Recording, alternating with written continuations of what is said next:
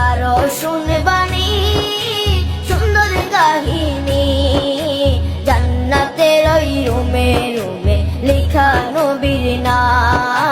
এক বিজ্ঞ আলেম ছিলেন যার অনেক ছাত্র ছিল।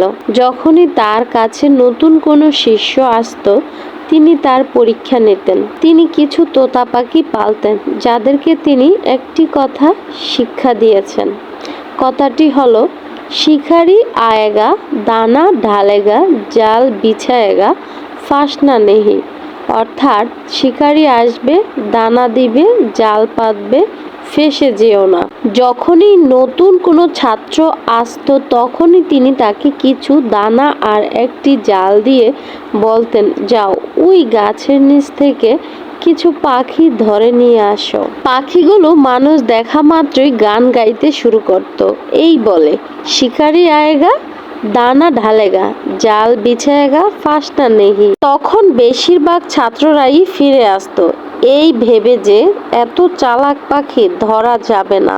কিন্তু যদি কোনো ছাত্র জাল পাতত আর দানা দিত তবে দেখতো যে পাখিগুলো মুখে ওই কথাই বলছে ঠিকই, কিন্তু দানা খেতে আসছে আর জালে ফেসে যাচ্ছে। অর্থাৎ তাদের মুখের কথা তাদের কোনো কাজেই আসছে না। এই পাখিগুলো আসলে কি বলছে তাই জানে না। পাখিগুলো জানে না শিকারি কি জিনিস, জাল কি জিনিস, ফাঁসনা কি জিনিস। তাই মুখে যতই গান গাক না কেন তাও জালে ফেসে মৃত্যু ডেকে আনছে। আমাদের অবস্থাও ঠিক যেন এই তোতা পাখির মতোই হয়ে গেছে। আমরা মুখে লা ইলাহা ইল্লাল্লাহু বলে সাক্ষ্য দিচ্ছি, কিন্তু আমরা এর মর্মই জানি না।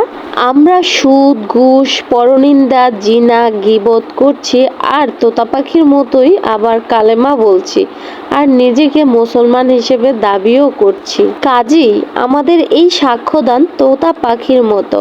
তাই আমরা মুখে কালেমা জপার পরেও শিকারির জালে ফেসে যাচ্ছি। আল্লাহ তাআলা আমাদেরকে সঠিক দিন শিখে সঠিক মানুষ হয়ে কবরে যাওয়ার তৌফিক দান করুক, আমিন। আসসালামু আলাইকুম, সবাই কেমন আছেন? আলহামদুলিল্লাহ ভালো আছি। আমি জানি না কেন জানি মাঝে মাঝে আমার খুব একা একা মনে হয় আমার কেউ নাই আল্লাহ ছাড়া। খুব একাকিত্ব মনে হয়, তখন আমি আল্লাহকেই ডাকি, কারণ আল্লাহ ছাড়া তো আসলেই আমার কেউ নাই। অনেকে আছে পৃথিবীতে, অনেক মানুষ আছে, অনেক আত্মীয় স্বজন আছে, কিন্তু দিন শেষে বা দিন শুরুতে আল্লাহ পাকই আমার সাথে আছে। আল্লাহর দান এই পৃথিবীটা অনেক বেশি সুন্দর, কিন্তু এই পৃথিবীর মানুষগুলা না কেমন একটু অদ্ভুত প্রকৃতির। মানে পরনিন্দা, পরগীবত এগুলা ছাড়া মানুষ কিছুই বোঝে না। আমার মনে হয় এই পৃথিবীর মানুষগুলা একদিন না খায়া থাকতে পারবো, কিন্তু গীবত ছাড়া ওরা হয়তো বাঁচবেই না। একদিন যদি কারো গীবত না করতে পারে হয়তোবা ওদের পেটের ভাত হজম হয় না। সত্যি বলতে এই পৃথিবীর সব মানুষ কিন্তু এরকম গীবত বলে না। কিছু ভালো মানুষ আছে বিদায়ী পৃথিবীটা এখনো টিকে আছে, না হয় হয়তো অনেক আগে কিয়ামত হয়ে যেত। পৃথিবীর কিছু কিছু মানুষগুলা এই ধরনের হয় যারা মানুষের গীবত গাইতে পছন্দ করে। তবে 100 থেকে 90% মানুষই আমার মনে হয় ভালো, সৎ, এজন্যই পৃথিবীটা টিকে আছে। আর বাকি যে 10% মানুষ আমাদের চারপাশে আছে এগুলার কথা না বললেই চলে। আমরা তো সবাই আল্লাহর সৃষ্টির মানুষ, তাই না? তাহলে কেন মানুষ একে অপরের নিন্দা করে, গীবত গায়, হিংসে করে, বুঝি না।